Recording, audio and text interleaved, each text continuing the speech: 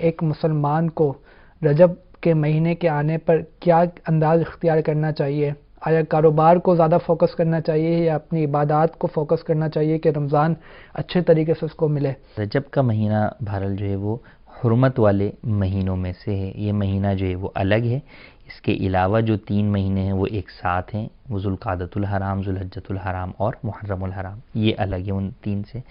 تو بہرحال ان مہینوں کے اندر کفار بھی ان مہینوں کا ادب و احترام کیا کرتے تھے، اس میں جنگ و جدال نہیں کرتے تھے، اور نبی کریم صلی اللہ تعالیٰ علیہ وآلہ وسلم اور صحابہ کرام تو ان مہینوں کا خصوصی طور پر جو ہے وہ خیال کرتے تھے، اور ان کے اندر زیادہ سے زیادہ عبادت کیا کرتے تھے، روزے رکھا کرتے تھے، بلکہ روزے رکھنے کے فضائل جو ہے وہ ان مہینوں کے اندر کثیر جو ہے وہ وارد ہوئے. چنانچہ ایک حدیث پاک ہے، نبی کریم صلی اللہ علیہ وسلم نے فرمایا کہ رجب کے پہلے دن کا روزہ 3 سال کا کفارہ، دوسرے دن کا روزہ 2 سال کا، اور تیسرے دن کا روزہ 1 سال کا کفارہ ہے، اور پھر اس کے بعد ہر دن کا روزہ 1 ماہ کا کفارہ ہے.